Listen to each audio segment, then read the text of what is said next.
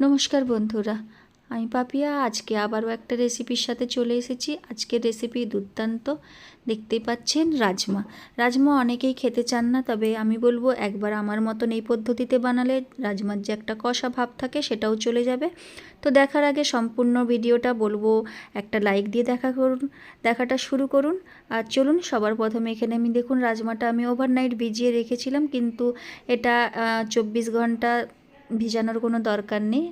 8 থেকে 10 ঘন্টা ভিজালেই হবে, তবে আমি 5-6 ঘন্টাই হয়েছে আমার, সেই জন্যে এটা একটু ফুলেছে ভালোই, তবে একটু সেদ্ধ করার সময় একটু ভালোভাবে সেদ্ধটা করতে হবে। দেখুন এখানে জল ছেঁকে নিয়েছি আমি।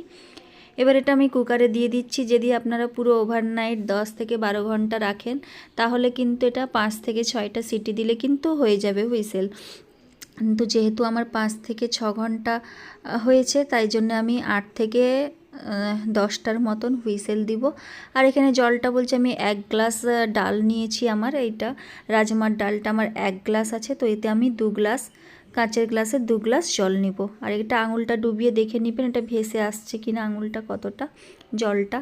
আর এখানে আমি পরিমাণ মতন লবণ দিয়ে দিচ্ছি, আর দিয়ে দিচ্ছি আমি কাশ্মীরি লঙ্কার গুঁড়ো, এটা কালারটা সুন্দর হবার জন্যে। তো এবার আমি এটা হুইসেল দেওয়ার জন্যে এটা গ্যাসটা অন করে দিয়েছি। আর দেখুন পুরো 12টা সিটি আমি দিয়েছি। দেওয়ার পর আমি এখানে দেখুন ঢাকনাটা খুলে আপনাদেরকে দেখিয়ে দিচ্ছি। দেখতেই পাচ্ছেন এটা কুক হয়ে গেছে, কিন্তু একবারে ঝরঝরে আছে। আর এখানে আমি একটা ফ্রাই প্যান বসিয়ে দিয়েছি রেসিপিটা আরও আগে করার জন্যে। এখানে আমি নিয়ে নিচ্ছি 2 চামচ টেবিল চামচের সাদা তেল, আর তার সাথে নিয়ে নিয়েছি 1 চামচ বাটার। তো এখানে বলবো বাটারটা অবশ্যই দিবেন, কেন বাটারটাতে এর স্বাদটা কিন্তু দ্বিগুণ বাড়িয়ে দিবে। যারা বাটার খেতে চান না, তাহলে তেলের পরিমাণটা একটু বেশি করে, তাহলে 1/2 চামচ মতন বাটারটা দিবেন, কিন্তু বাটারটা দিলে সত্যি টেস্টটা অসাধারণ হয়। এখানে তেল আর বাটারটা ভালোভাবে গরম হয়ে যাক, বাটারটা গলে যাচ্ছে। এই পর্যায়ে আমি গোটা গরম মশলা কিছু নিয়ে নিব, যেমন নিয়ে নিয়েছি দারচিনি, লবঙ্গ, তেজপাতা, একটা এলাচ নিয়ে নিয়েছি, তার সাথে নিয়ে নিয়েছি 2টো গোলমরিচ। এখানে একটু বড় এলাচও থাকলে আপনারা নিয়ে নিতে পারেন, আমি 1 টুকরো নিয়ে নিয়েছি।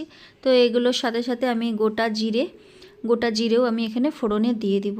ফোড়নটা বেশ ভালোভাবে একটু ভাজা হবে, ফোড়নটা থেকে সুন্দর একটা স্মেল বের হচ্ছে। দেখুন আমি এখানে গোটা জিরেও দিয়ে দিয়েছি। গোটা জিরেটা একটু পরিমাণটা বেশি নেব, যাতে ফ্লেভারটা আরও সুন্দর লাগে। আর তেজপাতা আর এলাচের একটা বেশ সুন্দর একটা ভালো একটা বেশ স্মেল বেরিয়েছে। এখানে কিছুক্ষণ আমি 2 থেকে 3 মিনিট আমি একটু নেড়ে চেড়ে নিব ফোড়নগুলোকে। এখানে আমি একটা গোটা বড় সাইজের পেঁয়াজ নিয়ে নিয়েছি। পেঁয়াজটাকে একবারে কুচি কুচি করে ছোট ছোট করে আমি এখানে কেটে নিয়েছি। ফোড়নগুলো ভাজা আমার হয়ে এসছে প্রায়, দেখুন লাল লাল হয়ে গেছে। জিরেটাও, সব মশলা যেগুলো গোটা গরম মশলাগুলো ভাজা হয়ে গেছে। এখানে আমি ছোট ছোট করে কুচিয়ে রাখা পেঁয়াজটা দিয়ে দিচ্ছি। আর পেঁয়াজটা আমি মিনিট 4 কিন্তু ভাজবো, এটা বেশ লাল লাল একটা ভাব হবে, কাঁচা কাঁচা থাকবে না। ভালোভাবে কিন্তু পেঁয়াজটা ফ্রাই করে নিতে হবে। অনেকে রাজমা কষার জন্যে যেটা একটা কষা ভাব থাকে সেটার জন্য খেতে চান না, কিন্তু আজকের এই টিপসটা ফলো করে যদি আপনারা আপনাদের বাড়িতে বানান, তাহলে কিন্তু একেবারে এর কষা ভাবটা কিন্তু থাকবে না। তো কিছুক্ষণ দেখুন ভাজার পর পেঁয়াজগুলো একদম লালচে ভাব এসে গেছে। জাস্ট এই হিসাবেই কিন্তু পেঁয়াজগুলোকে ভাজতে হবে। এরকম কড়া কড়া করে একটু ভাজলে তবেই কিন্তু গ্রেভিটা খুব সুন্দর হবে। আর রাজমার গ্রেভিটাই হলো মেন। এখানে আমি 1 চামচ মতন আদা আর রসুনের পেস্ট নিয়ে নিয়েছি। আদা রসুন পেস্টও আমি তেলের মধ্যে দিয়েছি। আর হাফ টমেটো এখানে নিয়েছি। টমেটোটা আমি এখানে হাফ নিয়েছি এই কারণে যে এটা একটু অল্প ছোট ছোট করে আমি কুচিয়ে নিয়েছি। আর এর সাথে আমি নিব টমেটো পিউরি। টমেটো পিউরি হবে বিশেষ একটা স্বাদ আনবে।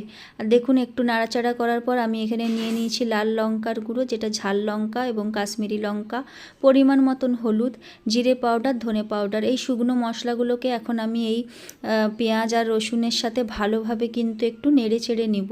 মশলাটা যত বেশি ভালো সুন্দর কষানো হবে, তা থেকে তেলটাও বের হবে আর স্বাদও কিন্তু দ্বিগুণ হবে।